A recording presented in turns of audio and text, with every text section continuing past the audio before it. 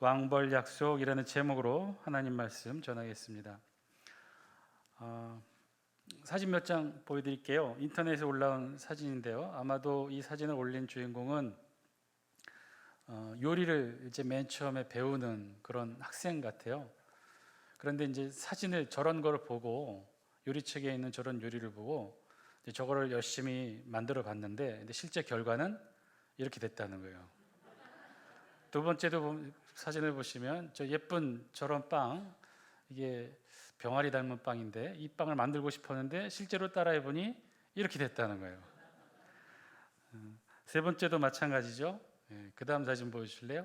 이 사진도 마찬가지로. 그 다음 마지막 사진도 이런 거 만들어 보고 싶었는데 저 안에 초코가 들어간 거를 만들고 싶었는데 실제로는 이런 결과가 됐다는 거예요. 그래서 굉장히 많이 안타까워하는 그런 내용의 글을 봤습니다. 그러면서 이상과 현실에는 차이가 있다라고 글을 썼더라고요. 그런데 어디 이 이상과 현실이 이 요리에만 있겠습니까? 우리의 삶 가운데 곳곳을 살펴보면 사실은 우리 이상과 현실의 괴리감이 많이 존재하는 것이 우리네 삶이죠. 여기서 이상이라는 단어의 뜻은요, 생각할 수 있는 범위 안에서 완전하다고 여겨지는 상태를 의미한다고요. 그러니까 우리가 상상으로 생각으로 할 수 있는 완벽한 상태가 이상이라고 한다면, 반면에 현실은 실제로 존재하는 사실이나 상태를 말한다는 거죠. 우리가 꿈꾸고 생각하고 목표하고 원하는 것들은 이만큼인데 실제 우리의 현실은 그렇지가 못한 이 격차, 이 간격, 차이만큼의 괴리감을 느끼게 된다라는 것이죠. 따라서 이런 이상과 현실 사이에는 늘 차이가 존재하기 마련입니다. 그런데 이런 이상과 현실 사이의 괴리감이 때로는 우리 자신을 향한 이 괴리감이 될 때도 있어요. 자기 처지를 늘 비관했던 젊은 택시기사가 있었답니다. 이 사람의 꿈은 뭐가 되기를 원했냐면 택시기사가 아니라 멋진 사업을 경영하는 사업가가 꿈이었어요. 그런데 현실은 택시 운전기사가 되었던 거죠. 어느 날 한 젊은 손님이 이 택시기사가 운전하는 차에 탔어요. 젊은 손님은 탔는데 보니까 나이에 맞지 않게 아주 멋진 슈트를 입고 있었고, 한눈에 보아도 마치 성공한 젊은 사업가 같이 보였답니다. 이 택시 운전기사가 질문합니다. 사업하시는 분인가요?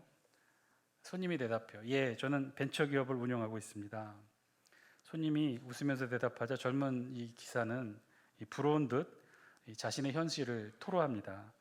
부러워요. 저도 당신처럼 사실은 사업을 하는 것이 꿈이었습니다. 그랬더니 손님이 정색한 표정으로 단호하게 말합니다. 그렇다면 운전대를 놓으십시오. 이 젊은 기사는 난감한 표정을 지었대요. 만약 제가 운전대를 놓으면 당신 같은 손님들이 불편하게 될 텐데요. 그랬더니 이 손님이 말합니다. 그렇다면 다른 사람에게 운전대를 넘겨주십시오. 젊은 기사가 더 난감해서 말합니다. 하지만 제가 운전대를 놓고 떠나면 우리 늙으신 부모님은 누가 모십니까? 그런 불효를 생각하면 차마 운전을 그만둘 수가 없어요. 어느덧 택시는 목적지에 닿았고 이 손님은 값을 치르고 내리면서 젊은 기사를 향해 마지막으로 이렇게 말했답니다. 그렇다면 절대로 운전대를 놓지 마십시오. 그 대신에 자신의 삶에 대해 불평도 하지 마십시오. 이상과 현실 사이에서 오는 그 차이, 분명히 이상과 현실은 다를 거예요. 우리의 꿈과 목표, 그거와 반해 우리의 지금 현실의 삶은 전혀 다를 수가 있죠. 그런데 때로는 이 다른 것이 우리를 힘들게도 하고 우리를 지치게도 한다는 것이죠. 이상만을 쫓자니 현실이 울고 현실만을 바라보자니 이 공허함이, 이상 없는 공허함이 우리를 무기력하게 한다는 겁니다. 자, 여러분들은 어떠신가요? 지금 여러분들은 어떤 삶을 살고 계십니까? 현실만을 보고 계십니까? 아니면 꿈과 이상을 향해 나아가시는 삶을 살고 계십니까?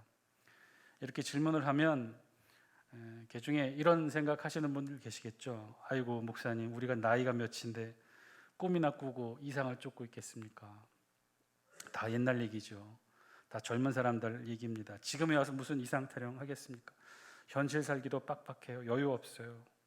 여러분 혹시 이렇게 생각하시는 분들 계십니까?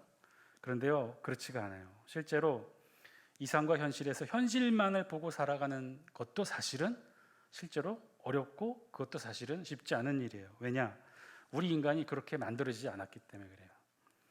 현실만을 바라보고 싶어도 사실은 그럴 수가 없는 존재가 바로 우리 인간이라는 것이죠.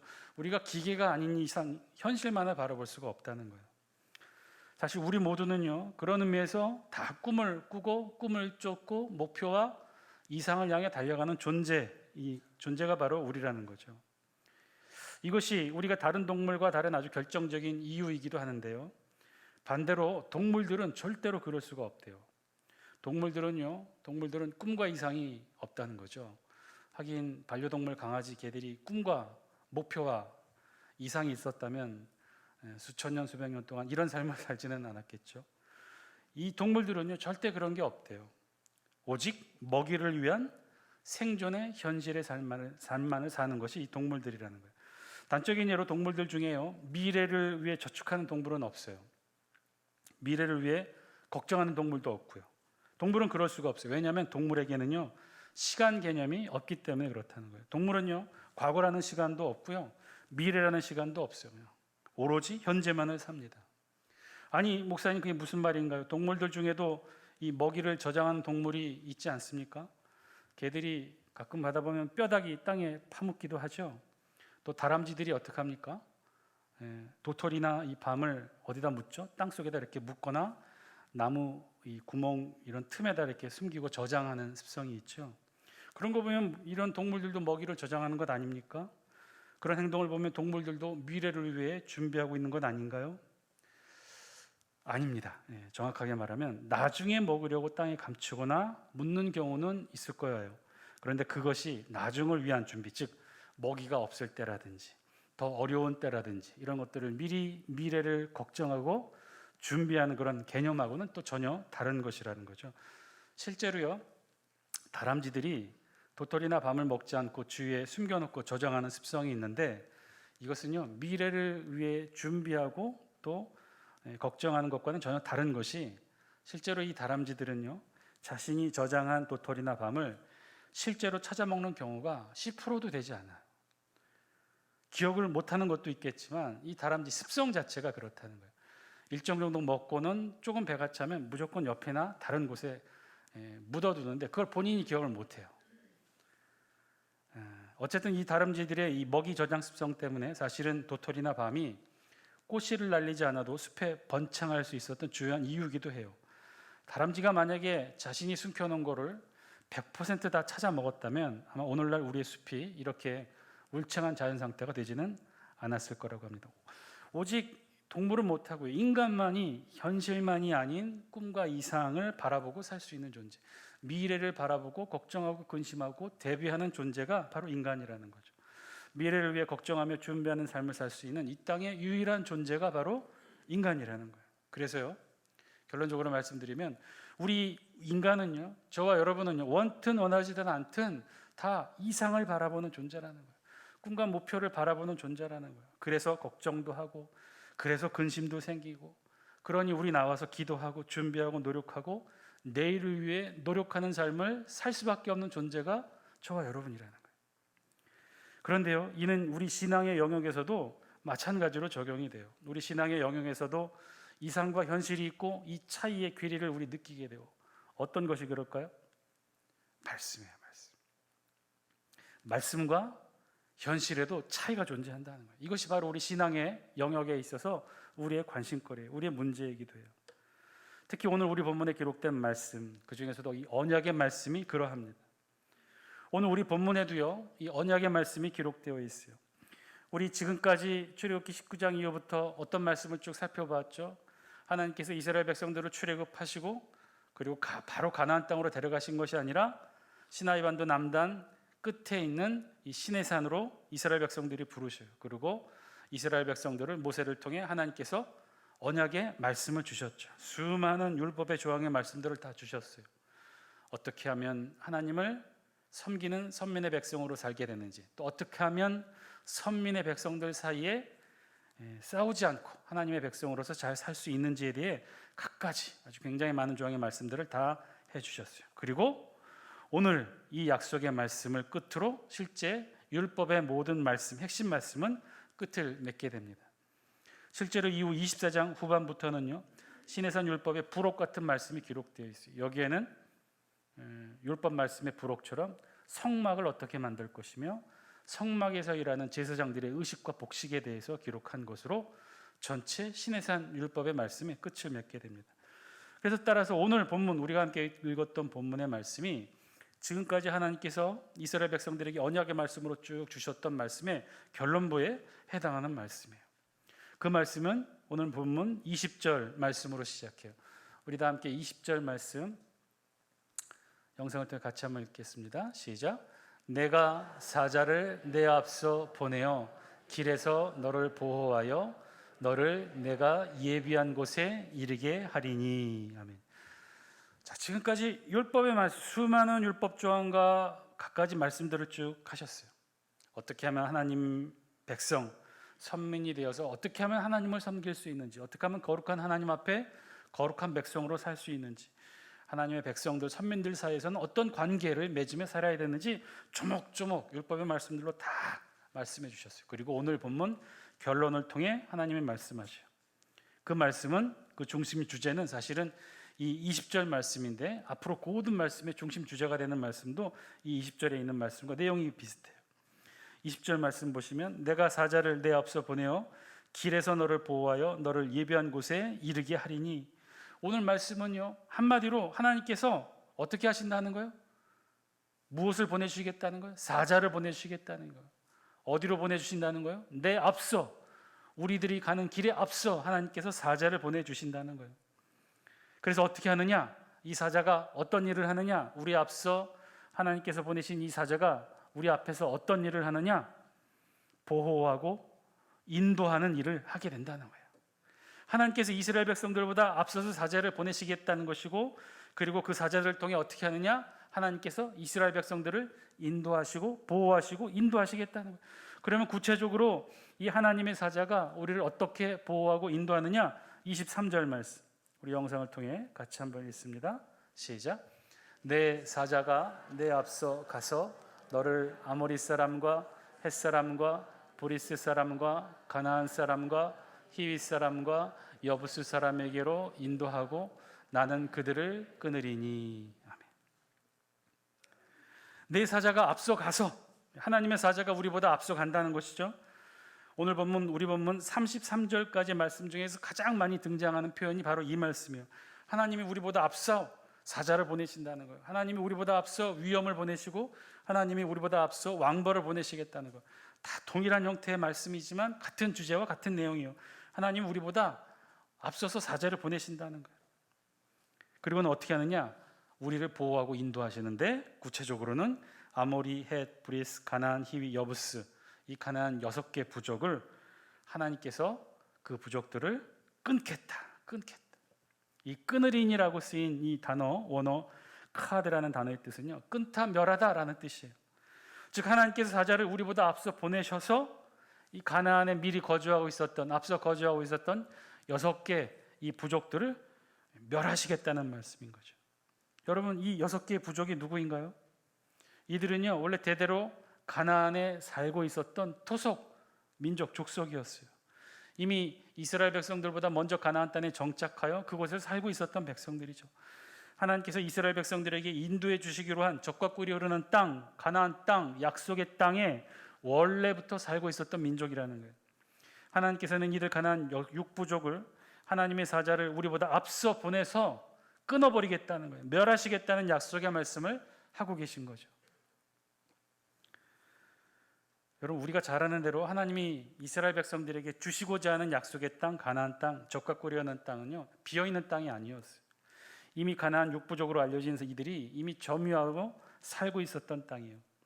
이스라엘 백성들이 노예로 있었던 당대 최고의 국가 애굽만은 못하겠지만, 그래도 이 가나안 6부족이 그래도 나름대로 민족을 이루고 국가를 이루고 문화를 발달시켜 오며 이미 가나안 땅에서 살고 있었어요. 그러나 하나님이 보시기에 이들이 악을 행하고 패역하고 타락한 삶을 살았기에, 그리고 스스로의 죄악으로 하나님 앞에서 설 수 없었던 민족들이었기 때문에 하나님께서는 이 가나안 원주민들을, 이스라엘 백성들을 통하여 심판하여 멸하시고 그들이 거하던 가나안 땅에 이스라엘 백성들을 이주시켜 하나님 나라를 세우려 했던 거예요.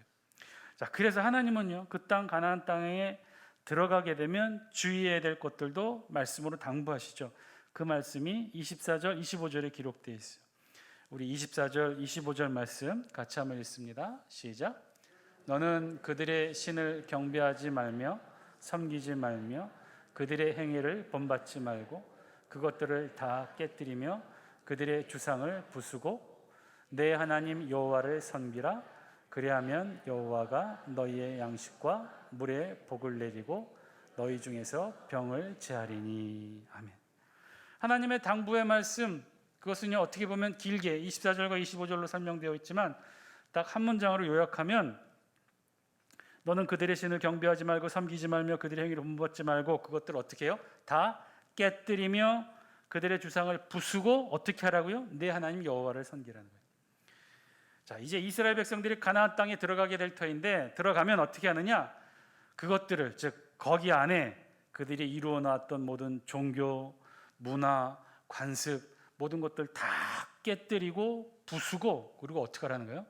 하나님 여호와만을 섬기라는 거예요. 그것들을 다 부수고 하나님만을 섬기라. 가나안 땅에 있는 모든 것들, 이방의 우상들, 그들의 행위, 문화, 관습 다 부수고 하나님 여호와 하나님만을 섬기라. 하나님께서 지금 이스라엘 백성들에게 당부하시는 말씀은 그래서 한 가지예요. 그들의 행위를 본받지 말고 다 부수고 여호와 하나님을 섬기라는 것이죠. 이게 사실은 어떻게 보면 오늘 본문 말씀에 전체 좀 길게 표현되어 있지만 이 전체 내용의 주제이고 핵심적인 내용이에요. 가나안 땅에 들어가면 그것들을 다 부수고 하나님 여호와만을 섬기라. 그런데 여러분 이 말씀, 이 하나님 말씀이 조금 이상하게 들리지 않습니까? 하나님은요 지금 이스라엘 백성들에게 한 가지만을 주의하고 당부하고 있는 거죠. 가나안 땅에 들어가서 그들의 문화, 종교, 관습 모두를 다 버리고 하나님만을 섬기라는 말씀인데 그런데 이 말씀에는요 중요한 전제의 말씀이 빠져 있어요. 그 전제가 무엇인가요? 여러분 이미 그 가나안 땅에는 그 땅을 점유하고 있었던 6개 부족이 있다고 그랬죠. 이들 부족은요 애굽만은 못하지만 그래도 강성한 도시국가 민족국가를 이루고 있었던 그런 민족들이에요. 나름 쟁쟁하고 힘이 있는 민족들이에요. 나름 군사력도 있었어요. 그런데 그들과 이 가나안 땅을 점유하고 정복하려고 하는 이스라엘 백성 사이에 반드시 이들과 전쟁을 하고 이들을 물리쳐야만 이 땅에 들어가서 살 수 있는데 그래서 이들과 싸워 이겨야 했는데 그런데 그에 대한 말씀이 없다는 거예요. 전쟁을 통해 가나안 부족을 물리쳐야 그 가나안 땅에 들어갈 수 있는데 그리고 나서 들어가고 나서 그 땅의 이방의 문화와 이방의 우상들과 그들의 관습들을 부수고 버릴 수 있는 것인데 그런데 지금 하나님은요 이스라엘 백성들에게 그에 관한 말씀 하나도 하고 계시지 않아요. 실제로 오늘뿐만 아니라 이후 성경의 기록들 우리가 지금 출애굽기를 읽고 있는데 레위기, 민수기, 신명기 말씀에도 마찬가지예요. 여호수아 말씀도 마찬가지예요.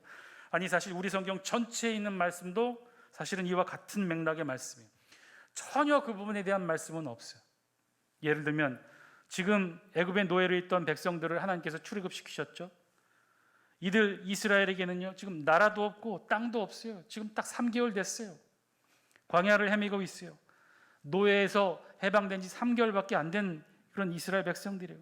이제 이들은 하나님의 약속의 땅, 젖과 꿀이 흐르는 땅 가나안 땅을 들어가야 돼요. 그런데 그 땅은 이미 강성하게 자리 잡고 있는 6개 부족 국가들이 이미 점유하고 있었다고 그랬어요. 이들과 싸워 이겨야 돼요. 이들과 전쟁을 치러야 돼요. 그래서 그들을 내쫓고 이스라엘이 젖과 꿀이 흐르는 땅을 얻을 수 있단 말이에요. 여러분 그러기 위해서 하나님이 이스라엘에게 말씀하셔야 될 내용이 무엇일까요? 어떻게 하면 저들과 싸워야 하는지, 어떻게 하면 저들을 무찔러야 하는지, 노예생활, 평생 노예생활만 한 이스라엘 백성들에게 어떻게 하면 칼을 쓰고 어떻게 하면 전술을 구사하고 어떻게 하면 전쟁을 하고 어떻게 하면 공성법으로 성을 함락시키는지 이런 방법들에 대해서 알려주셔야 되는 거 아니에요? 그런데 그런 말씀 전혀 없어요. 우리 성경 어디를 보아도 그런 말씀은 전혀 없어요. 오직 있다면 우리가 읽은 말씀 24절, 25절 말씀이 주요 내용이에요. 그 내용이 뭐였어요? 가나안 땅, 가나안 6개 부족과 어떻게 전쟁을 치러야 되는지 그 방법과 기술에 대해서는 한 말씀도 안 하시고 오로지 24절, 25절은 뭐예요? 그 땅에 들어가게 되면은 그 땅에 있는 모든 것 다 부수고 어떻게 하라고요? 여호와 하나님만을 섬기라. 왜 그럴까요? 왜 하나님은 정말 중요한 말씀을 하고 계시지 않을까요? 우리 다 함께 27절 말씀 같이 한번 읽겠습니다. 27절입니다. 시작. 내가 내 위엄을 내 앞서 보내어 내가 이를 곳에 모든 백성을 물리치고 내 모든 원수들이 내게 등을 돌려 도망하게 할 것이며. 이유가 있었다는 거예요. 그 이유는요, 앞에 20절에서도 말씀하시고 27절, 28절에도 말씀하시고 이후에도 계속해서 반복하여 말씀하시고 구약, 아니 신약 전체의 모든 반복적인 말씀의 핵심 주제의 말씀이 똑같아요. 그 이유는요, 단 하나, 싸움은 누가 하겠다는 거예요? 하나님이 하시겠다. 내가 내 위엄을 보내겠다. 여기서 위엄으로 번역된 이 단어 아얌이라는 단어인데요, 이 단어의 뜻은 놀라다, 두려워하다라는 뜻이에요. 여기에 1인칭 소유격 전미사가 붙어서 에마티라는 단어가 됐는데 그 단어의 뜻은 나의 두려움, 나의 공포라는 거예요. 즉 여기서 말하는 위엄은요, 하나님의 심판으로 보내줄 수 있는 이 땅이 느끼는 두려움과 공포예요. 하나님이 지금 그렇게 하시겠다는 거죠. 가나안 땅에 이스라엘 백성보다 먼저 앞서 사자와 함께 그 가나안 땅에 공포를 주시겠다는 거예요. 하나님만이 주실 수 있는 이 땅의 심판의 공포를 그 땅에 주시겠다는 거예요. 그러면 어떻게 되느냐? 모든 백성 물리치고 내 모든 원수들이 내게 등을 돌려 도망하게 될 것이다. 하나님께서 미리 이스라엘 백성보다 앞서서 싸우시겠다는 거예요. 사자를 보내 싸우시고 그 땅 가운데 두려움과 공포를 심어줘서 싸우게 하시겠다는 거예요. 그러면 그 땅 백성들이 도망가게 된다는 거예요. 28절 같이 한번 읽습니다. 시작. 내가 왕벌을 내 앞에 보내리니 그 벌이 히위 족속과 가나안 족속과 헷 족속을 내 앞에서 쫓아내리라. 28절도 같은 표현이죠. 내가 왕벌을 내 앞에 보내겠다. 왕벌은 일종의 이 말벌류의 일종으로서요, 사람과 가축을 습격하여 침을 넣는 그런 습성이 있는 그런 곤충이라고 하는데, 실제로 하나님께서 이 왕벌을 보내시어 가나안 백성들을 물리쳤다라고 하는 그런 실제적인 기록은 없어요. 아마 여기서 쓰인 것은 일종의 상징적인 의미인 것 같아요. 가나안 백성들의 마음에 두려운 마음을 품게 하신 하나님의 심판의 능력 중에 하나였을 거예요. 실제로 여러분 나중에 우리 여호수아서를 통해서 보면요, 가나안 정복 전쟁 중의 모습 중에서 가나안 민족들 6개 부족들이 가장 이스라엘 백성하면 떨며 두려워했던 첫 번째 사건이 여리고성의 멸망인데, 여리고성이 어떻게 멸망됐어요? 신기술 공성법으로 무슨 전차를 쏘아 올리고 돌을 날려서 성을 무너뜨린 거 아니잖아요. 어떻게 무너뜨렸어요? 함성으로. 그게 가나안 땅 전체 두려움과 공포가 됐던 거예요. 저들은 한 번도 상상해 보지 못했던 전쟁의 방식으로 이스라엘 백성들이 가나안 땅으로 진격해 들어온다는 소식을 듣고 저들은 두려움에 벌벌 떨었다는 거예요. 실제로 여호수아서를 통해서 보면요, 이스라엘 백성들이 가나안 땅을 점령해가는 과정들 보면 이스라엘 백성들이 힘과 전쟁에 능한 기술이 있어서 이긴 거 아니었어요. 정말 우리의 상식으로는 이해할 수 없는 방법들로 하나하나 전쟁을 통해 이겨나갑니다. 그 땅 가운데 임했던 공포들로 인해 사람들이 도망가기 바빴단 말이에요. 오늘 성경 말씀이 그랬던 거죠. 오늘 본문 27절, 28절의 말씀의 의미도 하나님이 그렇게 앞서서 싸우시겠다는 거예요. 하나님의 위엄과 하나님의 왕벌이 가나안 족속들을 싸워 물리치겠다는 거예요. 이스라엘 백성들이 싸운 거 아니었어요. 이스라엘 백성들이 전쟁의 기술로 이긴 게 아니었어요. 하나님이 싸우셨어요. 사자를 미리 보내시고 위엄을 미리 보내시고 왕벌을 미리 보내주셔서 이스라엘 백성들보다 먼저 앞서서 싸웠다는 거예요. 그러니 이스라엘 백성들에게는 따로 싸우라는 말씀, 전쟁을 준비하라는 말씀 안 하신 거죠. 어떻게 해서 전쟁을 준비하고 어떻게 해서 칼을 만들고 어떻게 해서 전술을 짜고 어떻게 해서 싸움을 이겨야 되는지 그런 말씀 없으셔요. 단지 가나안 땅에 들어가거든 그것들 다 부수고 오직 여호와 하나님만을 섬기는 삶을 살아라. 어떻게 싸워야 될지를 말씀하시는 것이 아니라 어떻게 가나안 땅에 들어가 살지를 말씀해 주신 거예요. 하나님이 싸우신다는 거죠. 이스라엘 백성들에게는 싸움에 대한 걱정도 근심도 하지 말고 오로지 들어가서 가나안 땅에 정착한 이후의 삶에 대해서만 당부하신 거예요. 그리고 그 싸움, 하나님이 하시는 그 싸움도요, 심지어 29절 보면 이런 걱정도 하셔요. 우리 29절, 우리 29절, 30절 우리 같이 한번 읽겠습니다. 시작. 그러나 그 땅이 황폐하게 되므로 들짐승이 번성하여 너희를 해할까 하여 1년 안에는 그들을 내 앞에서 쫓아내지 아니하고 내가 번성하여 그 땅을 기업으로 얻을 때까지 내가 그들을 내 앞에서 조금씩 쫓아내리라. 아멘. 여러분 이 말씀 읽으면 웃음이 절로 나오지 않습니까? 하나님이 이것까지 걱정하신 거예요. 일순간에 먼저 다 쫓아내 버리면요, 그 땅이 황폐화돼서 이스라엘 백성들이 가나안 땅에 정작 들어가서 얻어야 될 것이 적과꿀이 아니라 황폐함밖에 없게 되니까 하나님이 그것까지도 걱정하신 거예요. 그래서 일순간에 쫓아내지 않고 조금씩 쫓아내겠다는 거예요. 이스라엘 백성들의 진군 속도와 정착하는 과정과 속도를 살펴서 조금씩 앞서서 사자와 위엄과 왕보를 보내 쫓아내시겠다. 사랑하는 장수교 성도 여러분, 오늘 말씀을 통해 우리에게도 주신 하나님의 음성 저와 여러분들이 들을 수 있게 되길 바랍니다. 하나님 그러하신다는 거죠. 하나님 그렇게 싸우신다는 거죠. 하나님이 그렇게 우리보다 앞서서 전쟁하신다는 거예요. 이스라엘 백성보다 앞서서 사자를 보내시고 위험, 두려움과 공포를 보내시고 왕보를 보내셔서 이스라엘 대신 싸워서 저들을 물리치신다는 거예요. 그러니 이스라엘 백성들에게는 싸움에 대한 걱정이 아니라 이후 그 땅에 들어가 어떻게 살 것인가를 고민하라고 말씀하셨던 거예요. 자, 이것이 하나님이 우리에게 주신 말씀의 내용이에요. 시내산 율법을 통해 이스라엘 백성들에게 율법을 말씀해 주시고 언약의 말씀을 주십니다. 그런데 그 언약의 말씀의 내용은요, 하나님이 사자를 앞서 보내시어 하나님이 직접 싸우시겠다는 거예요. 하나님이 전쟁하시겠다는 거예요. 우리더러는 싸움 이후, 전쟁 이후 그 땅에서 어떤 승리의 삶을 살 것인지를 고민하고 결정하라는 거예요. 그 땅의 모든 것을 버리고 하나님만을 섬기며 살겠다는 그런 결심만 하라는 거죠. 전쟁은 하나님이 하시니까, 싸움은 하나님이 하시겠다는 거니까. 사랑하는 장수교 성도 여러분, 오늘 말씀을 통해 우리에게 주신 하나님의 음성 저와 여러분들이 들을 수 있게 되길 바랍니다. 오늘 우리 성경 말씀 대부분의 내용은요, 이와 같은 주제예요. 구약의 말씀 전부도 그렇고요, 신약의 말씀도 다 똑같은 이 주제의 말씀이에요. 이 내용에 가득 찬 것이 바로 우리 성경의 말씀이에요. 하나님은요, 구약에서부터 오늘날 신약에 이르기까지 이 단 하나의 주제를 말씀하셔요. 싸움은 하나님이 하시겠다는 거예요. 전쟁은 하나님이 하시겠다는 거예요. 우리는 단지 그 전쟁 이후, 싸움 이후 어떻게 살아낼 것인가를 고민하고 결단하라는 거예요. 사랑하는 장수교 성도 여러분, 오늘 이 말씀이 우리의 삶과 영혼에 새겨지게 되는 하나님의 음성이 되기를 바랍니다. 그런 것이죠. 그것이 하나님의 말씀인 것이죠. 하나님 우리보다 앞서서 사자도 보내시고 위엄도 보내시고 왕벌도 보내십니다. 우리보다 앞서 다 싸우시고 전쟁하시고 물리치시고 승리하게 하신다는 거예요. 이제 우리는 그 승리 이후의 삶만 살아나면 되는 것이죠. 그것이 하나님이 우리에게 주신 말씀인 거예요.